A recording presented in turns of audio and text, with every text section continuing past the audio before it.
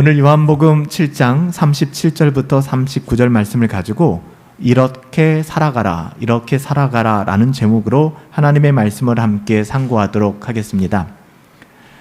오늘 예수님께서 초막절에 목마른 자들을 초청하고 계세요. 여러분, 예수님께서는요 끝없이 사람들, 영혼들을 초대하고 계십니다.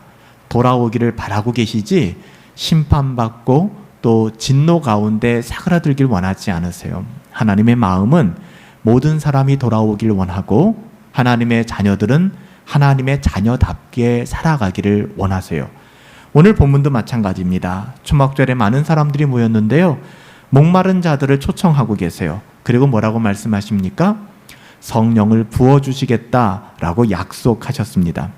주님께서는 오늘 본문을 중심으로 해서 성령의 충만함에 대해서 말씀하고 계세요. 우리가 새벽 경건회 때마다 제가 여러분들에게 오늘 하루도 성령으로 충만하시고 주의 은혜 안에서 행복하십시오 라고 여러분들을 축복하고 있는데요, 이것이 우리가 금요 예배 때 다루었던 것처럼 종교적이고 개념적인 언어로 들리지 않았으면 좋겠어요. 우리의 삶 속에서 경험되었으면 좋겠습니다. 우리 주님께서는요 성령 충만함에 대해서 말씀하고 계신데요, 이 성령 충만함을 신학적인 논리로 말씀하는 것이 아닙니다. 이 성령 충만함을 받게 되어질 때 우리의 삶의 질이 바뀌어지게 되는 거예요. 이 세상을 살아가는 가치와 기준이 변화되어지는 것이고요, 이 세상을 이길 힘이 바로 거기서부터 나오게 되는 것이죠. 저는 오늘 본문 말씀을 상고하면서 이처럼 우리들에게도 필요한 말씀이 있을까? 정말 이것만큼 필요한 말씀이 있을까라는 생각이 들었어요. 저와 여러분들은 하나님의 자녀잖아요. 세상 사람들이 아니에요. 우리는 하나님의 자녀들이라는 사실을 꼭 기억하셔야 돼요. 하나님의 자녀됨을 자꾸 흔드는 건 마귀 사탄입니다. 저와 여러분들은 공로 없어요. 자격 없어요. 오직 예수 그리스도의 피 보혈 힘입어 하나님의 자녀된 사람들입니다. 우리의 어떠함 때문이 아니에요. 잊지 마세요. 우리들은 하나님의 자녀예요. 분명히 주님 만났습니다. 그리고 내 인생의 주인이 우리 주님이라는 것, 예수님이라는 것 우리는 너무나도 잘 알고 있고 내 마음이 동의하는 바입니다. 그런 우리는 더 이상 그런데 죄의 종이 아닐까요?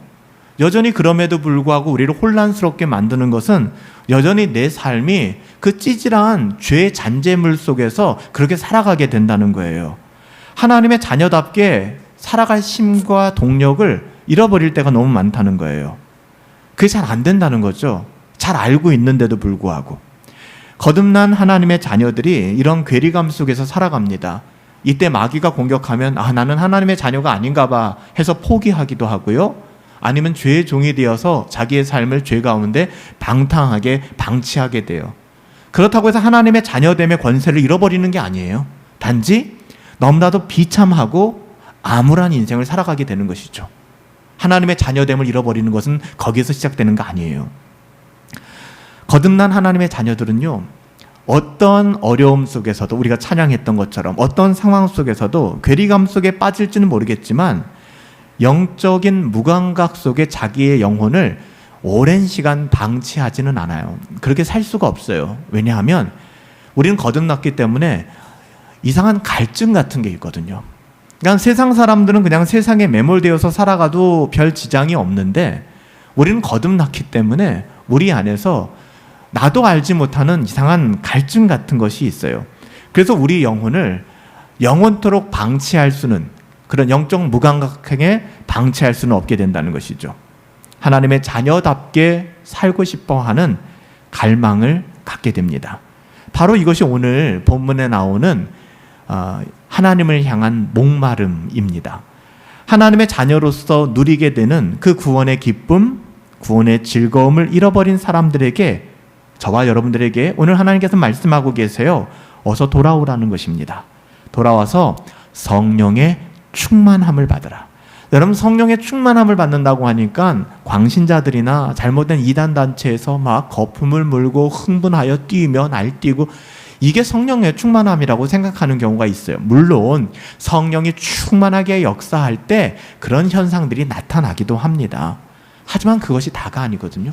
성령의 충만함을 받게 되었을 때 나타나는 현상은 하나님을 사랑하게 되어져요. 그리고 이 땅을 살아가는 모든 일들이 전도서 기자의 고백처럼 하벨이다. 아침 안개와 같은 것이구나.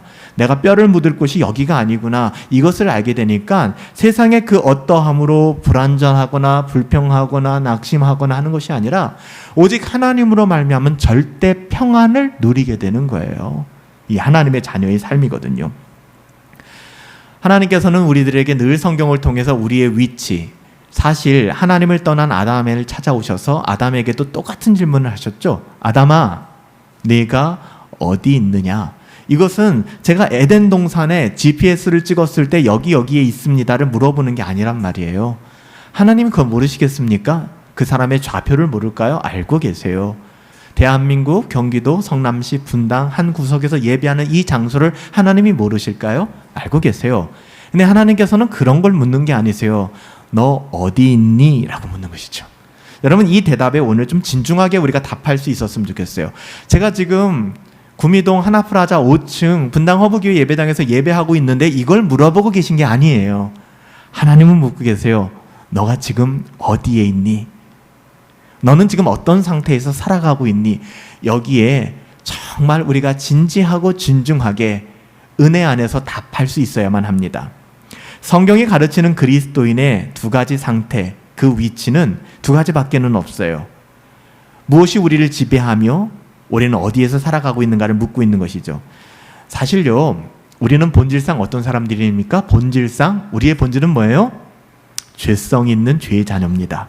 성경이 얘기해요. 우리는 본질상 진노의 자녀다. 우리는 그러니까 머리끝부터 발끝까지 내 생각의 모든 영역들이 죄가 격발하여 하나님의 진노를 발할 수밖에 없는 죄인이라고 이야기하는 것이죠.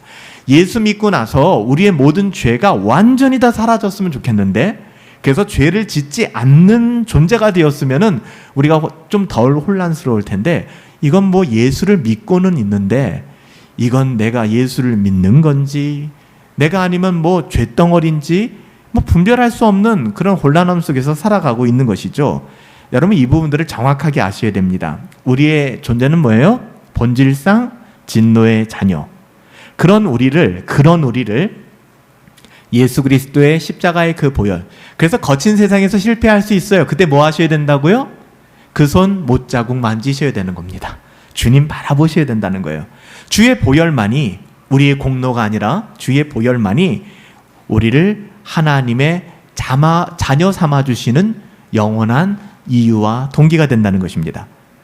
근데 그럼에도 불구하고 우리가 이 땅을 살아가는 동안에 여전히 죄성이 가득한 육체를 가지고 살아가기 때문에 거듭난 자의 거룩한 갈망을 가지고 살아가지만 죄의 법이 녹록지 않다는 것입니다.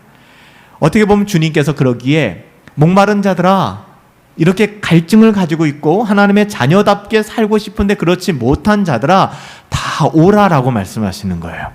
그리고 그 목마른 자들에게 내가 성령을 부어주겠다라고 말씀하시는 거죠. 너희의 어떠함으로는 그거 안 돼라고 말씀하는 거예요. 여러분, 이 시간에 하나님의 음성을 들으세요. 여러분들의 어떠함으로 안 됩니다. 몸부림치고 뭐 여러분들이 정말 칼을 갈면서 뭔가 해보겠다? 글쎄 좀 되는 것처럼 보일지 모르겠지만 궁극적으로는 불가능한 것입니다. 오직 성령 하나님의 도우심이 아니고서는, 성령으로 충만함을 얻지 않고서는 인생의 궁극적인 문제가 전도자처럼 이 땅의 모든 부귀 영화와 세속의 명예를 다 누리고 세상의 지혜로 어마어마한 판결을 하면서 살았지만 그의 노년에 모든 것이 하벨이구나. 나의 지혜로웠던 판결마저도 나를 수고롭게 하는 것이고, 나의 많은 자녀들과 나의 많은 아내들과 나의 많은 소유들이 결국에 나를 번뇌하게 만들었구나. 이것을 깨닫게 되는 것입니다. 오직 하나님의 은혜가 안 되면, 없으면 불가능한 것이죠. 우리는 죄인입니다. 또한 우리는 의인입니다. 늘 이 딜레마가 항상 우리를 괴롭히고 있는 것 같아요. 여러분 어떠세요? 여러분 죄인입니까? 여러분은 의인입니까? 당연하죠. 종교개혁자 마틴 루터가 이야기한 것처럼 믿음으로 의롭다고 칭함을 받은 죄인이 우리의 정체성입니다. 좀 길기는 하지만 이게 맞아요. 나는 죄인입니다. 그러기에는 우리가 죄인입니까? 아니잖아요. 예수님의 십자가의 보혈이 우리를 정결케 한 우리는 의인 아닙니까? 그래요, 의인입니다. 근데 정말 우리가 의인이에요? 라고 물어보면 할 말이 없거든요. 의인이 아닌 것 같아요. 그래서 여러분들 이 문구가 중요한 것입니다.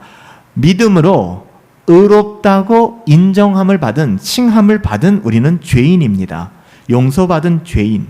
이게 무슨 말인가 하면 여러분, 법적으로는 의인이에요, 우리가. 그래서 우리가 칭의라고 얘기할 때 이것을 법정적 칭의라고 얘기하잖아요. 판결이 나면은 그 판결이 바뀌어질 수가 없는 겁니다. 끝나는 거예요. 대법원 3심에서 판결이 딱 나버리면은 끝나는 거예요. 그렇게 우리의 어떠함과는 이미 대법원에서 3심에서 대법원 판결이 났는데 아무리 뭐 검사가 찾아와 가지고서 얘는 이런 죄가 있어요 라고 얘기해도 이거는 끝난 겁니다. 완료가 된 거예요. 법정적으로 이 사람은 무죄가 선언된 것입니다. 우리가 그런 의미에서 하나님의 자녀가 된 것입니다. 이것을 우리가 칭의라고 하고요. 그 칭의는 우리의 어떠함이 아니라 오로지 예수 그리스도, 그분의 공로로, 그분의 죽으심으로 우리는 의롭다고 인정을 얻게 된 것입니다. 은혜 아니면 설명이 불가능한 것이 우리의 구원의 비밀이거든요. 그래서 구원받은 자는 겸손해지는 겁니다. 하나님의 은혜 안에서 살아가게 되는 거예요. 우리가 법정적으로는 의인이 되었는데요, 실제적으로 육신을 가지고 살아가는 동안에, 우리가 이 땅을 육신을 가지고 살아가는 이 한정적 시간 안에서 우리는 여전히 죄의 다스림을 받으며 살아갈 수밖에 없는 과도기에 살아가고 있어요. 이래서 힘든 겁니다. 그냥 언제까지 영원하지 않아요, 여러분들. 미칠 것 같죠. 때로는 너무 막 죄책감이 느껴지고 내가 왜 이러는지 모르겠고 내 자신이 너무 역겹게 느껴질 때도 있지 않습니까? 여러분, 조금만 참으세요. 조금만요. 언제까지 그럴까요? 우리가 죄를 지을 이 육신, 죄덩어리인 육신을 떠나는 순간까지 우리는 이 씨름을 하게 될 겁니다. 여러분, 우리가 죽게 되면 더 이상 거룩히 살려는 씨름을 하지 않아요. 경건을 추구하며 살지 않습니다. 우리는 경건의 완전함을 누리게 됩니다. 그날이 온다고요. 영화로운 그날.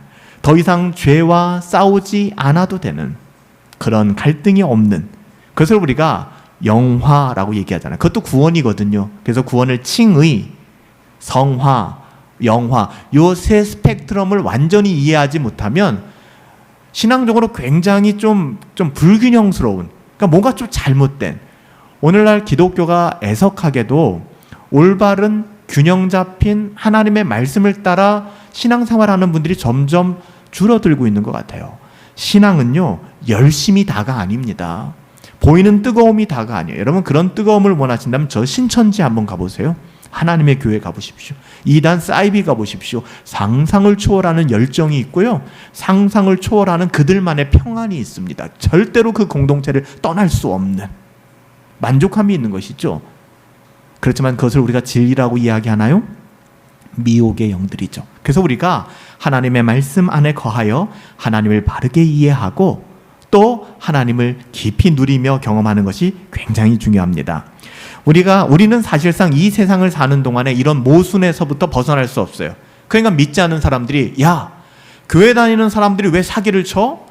야, 뭐 장로가 이런 일을 뭐 장로님들 뿐이겠습니까? 목사가 이런 일을 저질렀더라. 야, 기독교 맞아? 진짜 불행한 거예요. 여러분, 목사 때문에 시험 들지 마시고, 장로 때문에 시험 들지 마시고, 유형의 교회 때문에 시험 들지 마십시오.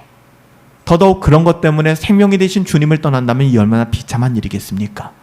여러분, 정말 은혜의 복음 되신 우리 주님을 바라보시고 그 은혜의 복음을 전할 수 있게 되길 예수님의 이름으로 축복합니다. 전도할 때도 마찬가지예요. 전도가 어려운 이유가 뭐예요? 교회가 개차반 같으니까 어렵잖아요. 아우, 너나 교회 다녀라. 난 교회 안 다닌다.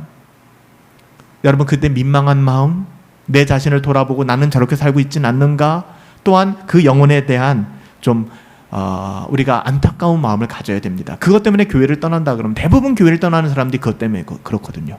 교회가 어떻고 신자의 삶이 어떻고 그럴 수밖에 없거든요. 우리는 완벽한 사람들이 아니니까.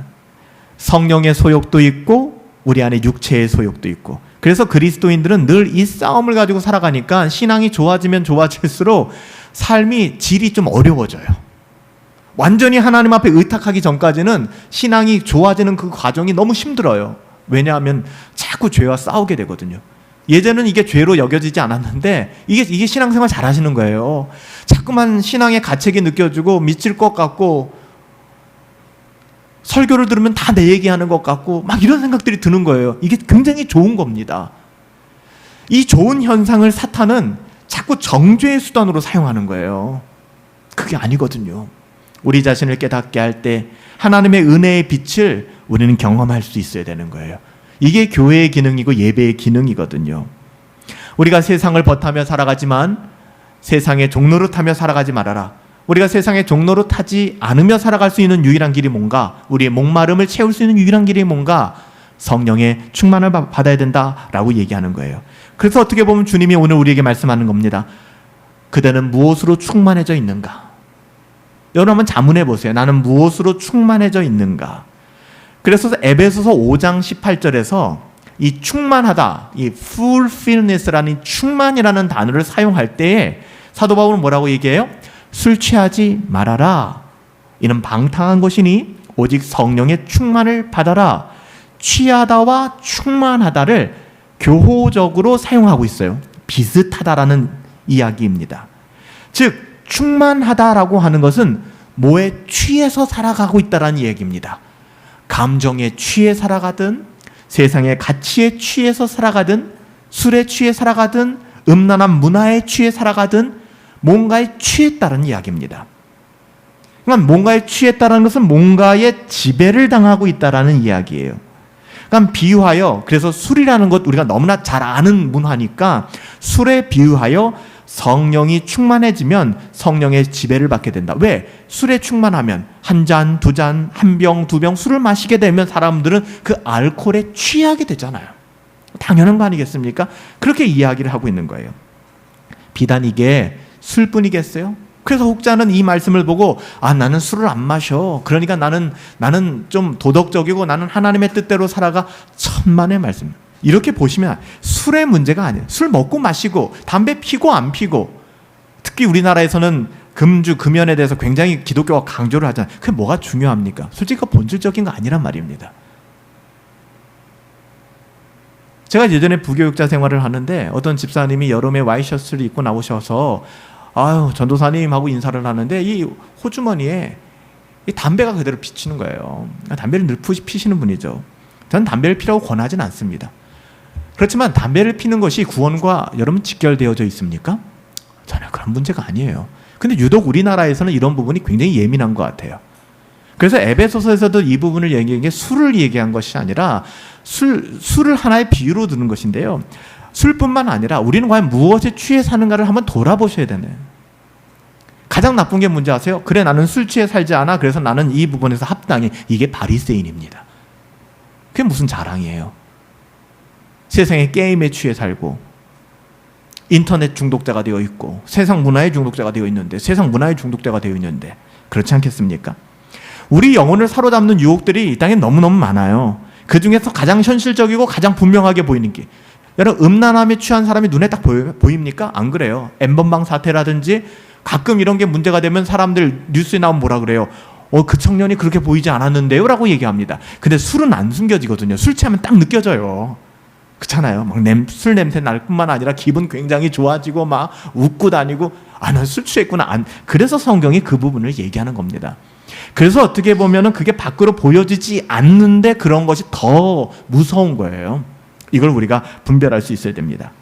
여러분, 이 모든 것을 우리가 죄성, 죄악으로 봤을 때 죄와 무관한 삶을 살아갈 수는 없지만 중요한 게 그거예요. 죄로 충만해서 살아가서는 안 된다는 것입니다. 오늘 말씀의 핵심이 그거예요. 죄를 우리 영혼에 방치시켜서는 그러니까 죄를 지을 수밖에 없다는 것과 죄를 즐기며 방치하며 살아간다는 건 이거 전혀 다른 메시지입니다. 우리가 죄로 충만하다는 것은 죄가 우리의 생각과 마음을 지배해서 우리의 의지까지도 주관하는 겁니다. 그래서 우리가 결정하고 선택하는 모든 것이 하나님의 뜻에 투영된 것이 아니라 세상의 정욕에 투영되는 경우가 많다는 것이죠. 이렇게 살아가면 안 된다는 거예요. 불행한 삶을 살아가게 된다는 거예요. 하나님의 자녀답게 살아갈 수 없다는 것이죠. 여러분, 제가 누누이 말씀드리지만 그렇다고 해서 신자의 죄가 하나님의 자녀됨을 빼앗아갈 수 있다고요? 없어요. 이게 구원의 확신입니다. 이건 가지셔야 돼요. 내가 비록 죄를 짓지만 죄를 짓는다고요. 여러분, 우리가 죄를 짓지 않아서 구원받았습니까? 아니잖아요. 따라서 죄를 짓는다고 해서 구원을 빼앗깁니까? 그럴 수 없다는 겁니다. 더 나아가서 우리가 뭔가 해서 구원받았어요? 아니잖아요. 우리가 뭔가 해서 구원을 잃어버릴 수 있어요? 없어요. 똑같은 얘기입니다. 이거를 기억하셔야만 돼요. 그러나 우리가 실로 소름 끼칠 만큼 두려워해야 되는 상태가 죄가 우리를 주관하며 살아가는 상태죠. 너무 비참한 상태. 그러니까 영적으로 우리가 분별을 못해서 그런 거지, 하나님의 자녀가 죄와 뒤엉켜서 살아간다는 것이 얼마나 추악하고 추잡하고 역겨운 일입니까? 저는 그래요. 남자가 남자를 사랑하고 여자가 여자를 사랑해서 남자가 남자와 키스를 하고 여자가 여자와 키스를 하고 서로 성적인 관계를 갖는 것이 여러분 아름다워 보입니까? 전 역겹습니다. 더럽습니다.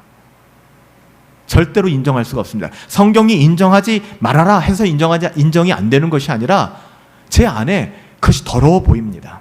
하나님 주신 마음이 있기 때문에. 여러분 똑같습니다.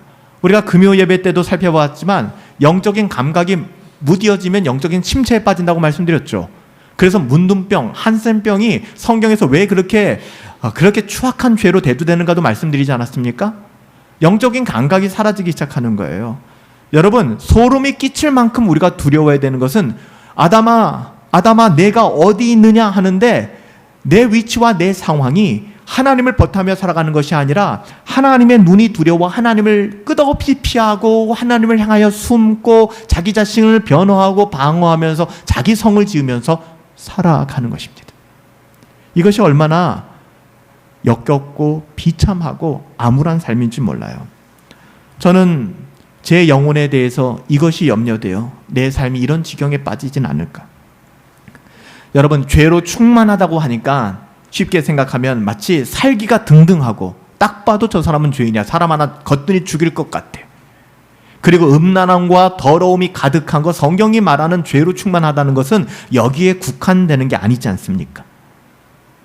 하나님을 사랑하지 않고 하나님께 마땅한 도리를 행하며 살아가지 않는 것을 성경은 죄라고 얘기합니다. 그러니까 다시 말하면 세상에서 봤을 때는 참 앞가림 잘한다 저 사람. 어떻게 보면 자기 삶 똑부러지게 살아간다라고 얘기할지 모르겠지만 하나님께서는 죄로 충만하다라고 말씀하실 수 있다는 겁니다. 여러분, 이것을 해결할 수 있는 길은 딱 하나입니다. 어두움을 물리칠 수 있는 딱 하나의 방법은 빛을 밝히는 것입니다. 여러분, 어두움 속에서 우리가 어둠을 몰아낼 수 있는 유일한 길은 스위치를 켜는 겁니다. 빛이 들어오면 어둠은 물러가. 너무나 당연한 것입니다. 성령으로 충만할 때, 그러니까 죄를 짓지 말아야지 불가능한 일입니다. 죄의 소욕이 드러날 때마다 그 죄가 우리를 주관하지 못하도록 방치하지 않는 것. 그래서 성령 하나님을 의지하고 그러기 위해서 성령 하나님이 언제 역사하세요? 경건을 추구할 때 성령님은 역사하신다는 겁니다. 기도할 때 하나님이 역사하시잖아요. 하나님께서는 전지전능하시고 무소부재하세요. 다 알고 계세요. 우리의 모든 어려움들을. 그런데 하나님이 말씀하셨잖아요. 네가 기도할 때 내가 역사할게. 여러분 그냥 단순하게 받아들이세요. 기도하지 않고 하나님 다 아시겠어요? 아세요. 역사하지 않으십니다. 여러분 이것이 불신앙 같으세요? 하나님의 전지전능하심을 모욕하는 말 같아요? 아니요. 반대로 하나님께서 기도하라 하신 그 말씀을 모욕하지 마십시오. 여러분 기도하세요. 경건을 추구하세요.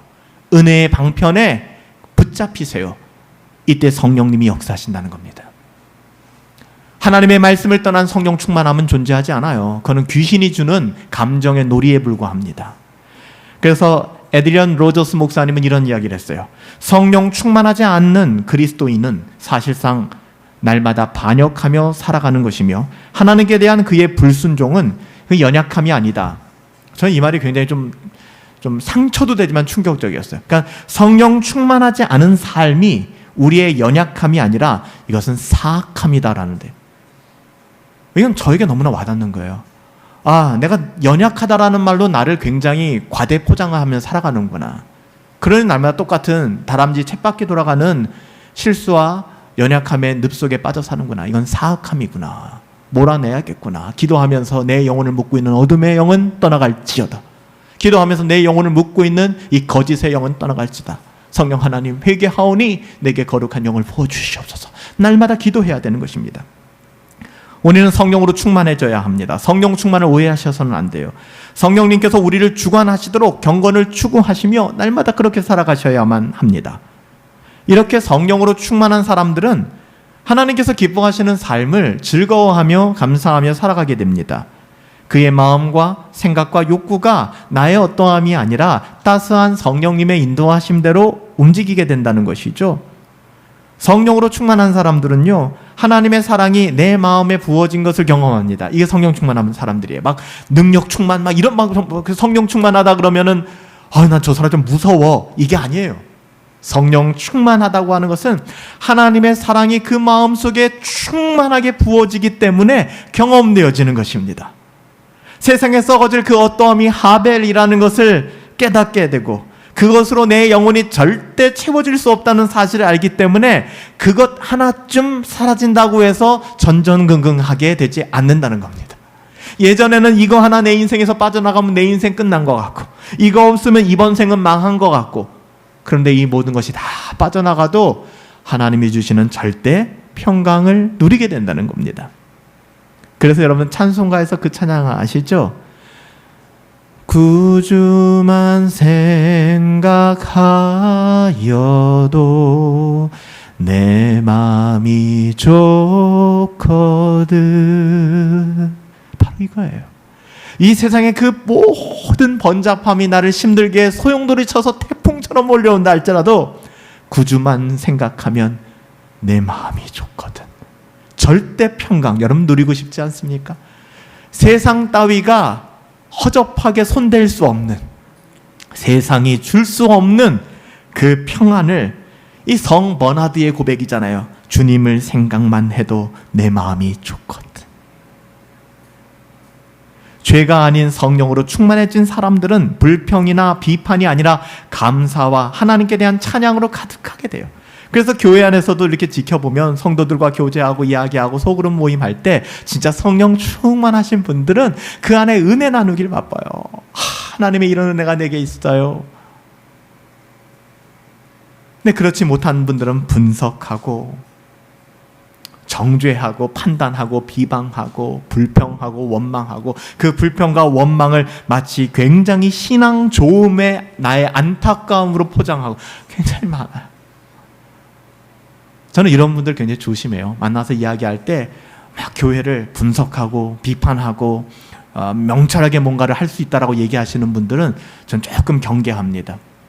왜요? 똑똑하신 분들인지는 모르겠지만 교회를 사랑하시는 분들은 아니에요. 여러분, 내 가정에 어려움이 있고 내 가정에 상함이 있고 내 자식들이 내 마음대로 되지 않는다고 해서 만나는 모든 사람들에게 내 새끼 문제 있고 내 와이프 문제 있고 내 남편 문제 있고 우리 집은 정말 형편없고 이렇게 말하는 사람 보셨습니까? 없어요. 적어도 내 가정을 사랑하니까. 내 가정을 사랑하니까. 여러분, 성령 충만한 사람들은 그리스도의 몸된 교회를 사랑합니다. 아끼기 시작합니다. 우리가 무엇에 취해서 무엇에 충만해서 살아가는지, 그래서 우리의 삶, 내가 교회를 어떻게 생각하는가, 내가 나의 삶을 어떻게 살아가는가 끊임없이 여러분 돌아볼 수 있어야 돼요. 여러분, 오늘 이 시간 정말 여러분들에게 부탁드리는 것, 성령으로 충만하시기 바랍니다. 사람의 말이 아니라 성령으로 충만하세요. 그럼 우리 한 가지만 더 살펴봅시다. 우리가 성령으로 충만하다는 것에 대해서 두 가지 차원의 접근이 필요한데요. 뭐냐면 첫 번째는요, 성령으로 충만하면 하나님의 자녀답게 살아가고자 하는 그런 마음들이 생기게 됩니다. 그래서 에베소서 5장 18절에도 뭐라고, 이건 명령이에요, 여러분들. 헬라어의 명령문으로 되어 있습니다. 너희는 성령의 충만을 받으라. 이거 받아야만 하는 거예요. 받아야만 하는 겁니다. 이거는 옵션 사항이 아니고요. 난 연약해서 성령 충만을 못 받았으면 불가능합니다. 우리가 성령 충만을 못 받으면 죄의 종으로 끊임없이 죄를 배설하며 살아가게 될 겁니다. 성령 충만함을 받으라. 이 명령형입니다. 하나님께서 우리에게 주신 명령이에요. 사도들을 통해서. 성화의 삶이 어떻게 이루어지는가? 여러분, 이거 오직 은혜로 이루어지지 않습니까? 그런데 이 은혜는 그리스도인들이 아무것도 하지 않는 은혜가 아니라 그리스도인으로 말미암아 거룩한 삶을 살게 하는 능력으로 주어지는 은혜입니다. 좀 복잡한가요? 그러니까 가장 사고 사례는 하나님이 은혜를 주셨으니까 나는 구원받았지 해서 그때부터 아무것도 하지 않아요. 그리고 아무것도 하지 않거나 심지어는 죄와 상관된 삶을 살아가는 자기 자신을 그래서 내게 은혜가 필요한 거지 라고 이야기합니다. 마치 로마서 기자가 이야기한 것처럼 죄가 더한 곳에 은혜가 더한다 하니까는 죄 더 많이 짓자 하는 것과 똑같아요. 이런 사람들은 궁극적으로 그의 거듭남을 고민해 봐야 된다라고 성경은 분명하게 말씀하고 있어요. 여러분, 성령 충만함을 받게 된다 그러면 우리는 하나님의 자녀답게 끊임없이 살아가고 싶어 합니다. 오늘날 왜 그렇게 성숙한 그리스도인, 경건한 어른들이 사라져가는지 아십니까? 간단해요. 이런 성령 충만함을 무시하고 있기 때문에. 저는 경건한 어른들은 성령의 충만함에서 온다고 생각합니다. 저는 한 가정의 어머니이자 아버지이신 여러분들, 또 가장이신 여러분들 성령 충만함 받으시기를 예수님으로 축복합니다. 성령 충만함을 받지 않고서는 자녀들에게 실수하고요, 자녀들에게 죄를 가르칠 뿐입니다. 성령 충만하셔야 우리가 경건한 어른으로서 우리가 가정을 돌보고 교회를 돌볼 수 있는 것이죠. 그래서 우리가 초대교회 7집사를 세우고 장로들을 세울 때 성령 충만한 자를 조건으로 내세웠잖아요. 그러니까 똑똑한 자, 분석할 수 있는 자, 회개에 능한 자, 경영에 능한 자가 아닙니다. 교회는요, 성령 충만한 분들이 리더가 되고 그런 분들이 공동체를 섬겨나갈 때 공동체는 세워져 가는 것입니다. 또 하나의 성령 충만함이 있는데요. 그것은요, 능력과 증거의 차원에서의 성령 충만함입니다. 이게 굉장히 중요한 부분이에요. 네, 여러분 들어보세요. 성경이 가르치는 또 하나의 성령 충만, 그것은 그리스도를 증거하는 일과 연결되어져 있어요. 첫 번째 성령 충만은 하나님의 자녀답게 살아가는 것, 두 번째 성령 충만은 제자 삼는 거예요. 복음 전하는 겁니다. 여러분, 하나님이 왜 우리에게 성령 충만을 주셨다고요? 하나님의 자녀답게 살아갈 뿐만 아니라 한 울타리 더 넘어서서 땅끝까지 내 이름을 증거하라는 것입니다. 여러분, 이것이 반드시 필요한 거예요. 예수님께서 승천하셨습니다. 예수님의 명령에 따라서 첫 번째 그리스도인이라는 사람들이 모였습니다. 그들이 모여 기도에 전무했습니다. 얼마나 기도에 집중했으면 기도에 전무하였다라고 표현할까요? 때가 찼을 때 승천하신 주님은 하늘로부터 성령을 받아서 그들에게 부어주셨습니다. 성령의 세례가 이들에게 임하기 시작했죠. 이것이 오순절 성령 강림이었습니다. 사도행전 2장 4절에 가보면 이렇게 기록합니다. 저희가 다 성령의 충만함을 받았더라. 성령의 충만함을 받았습니다. 그 후에 때때로 성도들, 즉 사도들이 성령 충만함을 경험했습니다. 언제 경험했습니까? 성전 앞 어떻게 보면은 걸어보지 못한 이 장애인을 만났을 때, 하체가 불구가 된 이 장애인을 만났을 때 그를 이렇게 세우는 사건이 일어나게 됩니다. 베드로와 요한이 공회에 잡혀서 신문을 받게 되었을 때 또한 공회에서 그들을 세우고 막 이야기하기 시작. 뭐라고 얘기했습니까? 누구의 권세로, 누구의 이름으로 너희가 이런 일을 하느냐? 너희가 누구의 일로 이런 권세를 행하느냐 했을 때 이렇게 성경은 기록합니다. 베드로가 성령에 충만하여 예수 그리스도라 라고 답하는 거예요. 사도들이 풀려나서 교회로 돌아가서 함께 기도할 때 기도하던 무리들이 다 성령의 충만함을 받았다. 이때도 성령 충만이 나와요. 이때 성령 충만 받고 하나님의 자녀답게 살아가는 것은 기본이고, 어떤 일이 일어나는가? 사도행전 4장 31절에 가보면 다음 데이 하나님의 말씀을 전하게 되었더라. 전도는 성령 충만함 없이는 불가능한 것입니다.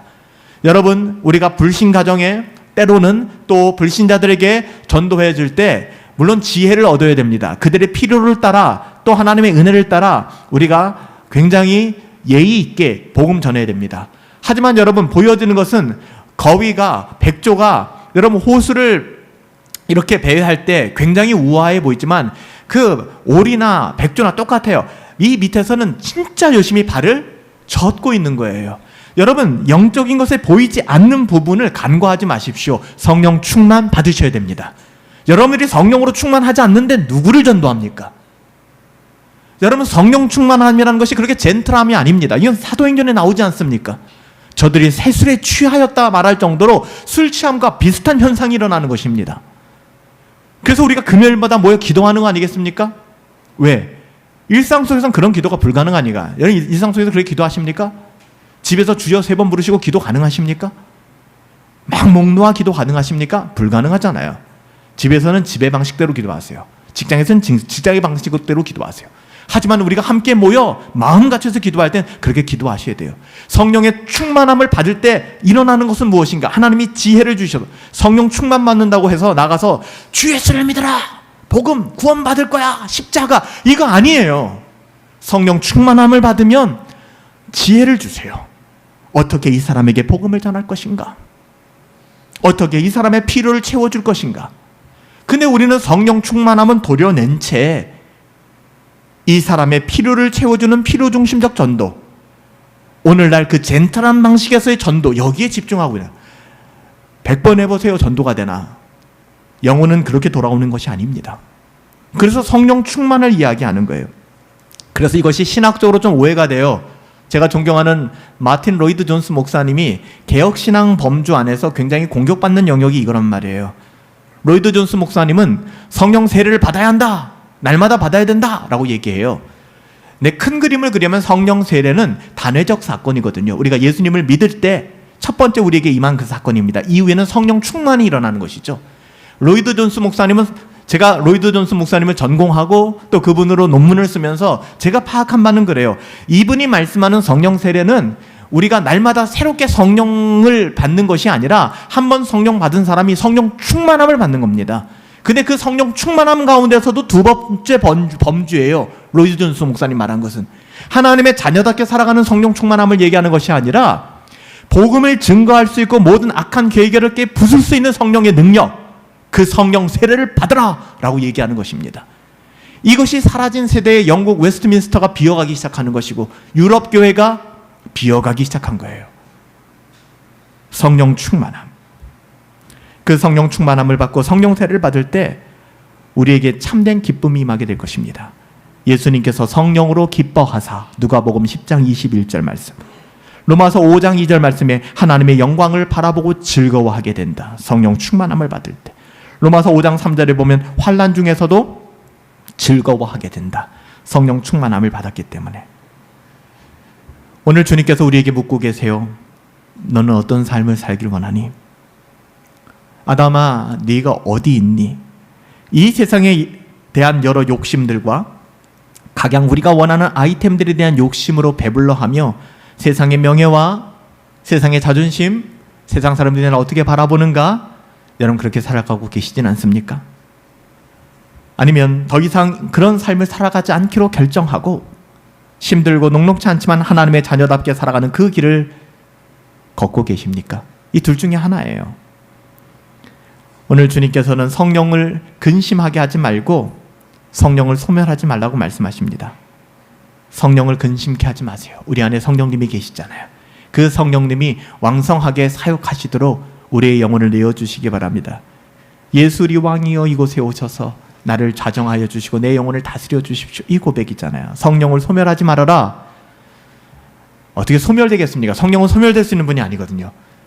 그러니까 죄의 종 노릇하며 그렇게 인생을 망치지 말아라. 데살로니가전서 5장 19절 말씀이 있잖아요. 더 나가서 적극적으로 성령 충만함을 구하라. 성령 충만. 오늘 주님께서 초막절 몰려드는 많은 사람들을 향하여 육신의 목마름이 아니라 영적인 목마름으로 하나님의 자녀이지만 하나님의 자녀답게 살아가지 못하는 그들을 향하여 말씀하고 계십니다. 내 배에서 생수의 강이 흘러가게 될 것이다. 너의 목마름을 성령 하나님께서 충만하게 채워주실 것입니다. 그렇게 말씀하시는 거예요. 그분께 나아가 무릎을 꿇으십시오. 그런 분들에게 주께서 말씀하십니다. 나를 믿는 자는 그 배에서 생수의 강이 흘러나리라. 우리 한 번만 따라 하실까요? 나를 믿는 자는 그 배에서 생수의 강이 흘러나리라. 살아계신 아버지 하나님, 오늘 이 시간 성령 하나님께서 우리의 마음을 열어주시고 따스한 그 성령님을 바라볼 수 있도록 인도하여 주시어서 그를 믿고 고백하는 자들, 나를 믿는 자는 그 배에서 생수의 강이 흘러나리라. 하나님, 하나님의 자녀들로서 이 세상을 비참하고 역겹고 추하게 살다 마지막 주님 앞에 서길 원치 않습니다. 주의 그 사랑을 알기에, 죽기까지 사랑하신 그 사랑을 알기에 한 번 왔다 지나가는 이 썩어질 세상 하벨이라 여기고 우리 주의 십자가 바라보며 주님 걸어가신 그 길 걸어갈 수 있도록 하나님 은혜 베풀어 주시옵소서. 성령 충만하게 하여 주시옵소서. 끝없이 경건을 추구하며 하나님께서 보여주신 그 생명의 길, 그래서 내가 걸어갈 때의 길이 되고 살아갈 때 삶이 되는 나의 삶의 현장에서 나의 어떠함을 증거하는 것이 아니라 예배자로 살아갈 수 있도록 하나님 은혜 베풀어 주시옵소서. 하나님이 함께 하시기를 간절히 소원하옵고 존귀하신 예수님의 이름으로 기도하옵나이다. 아멘. 화려하지 않지만 정결하게 살아가길 원해요. 가진 것이 적지만 감사하며 살아가길 원합니다. 정직이로서의 삶을 고백하며 준비하신 연보 하나님께 헌상하여 올려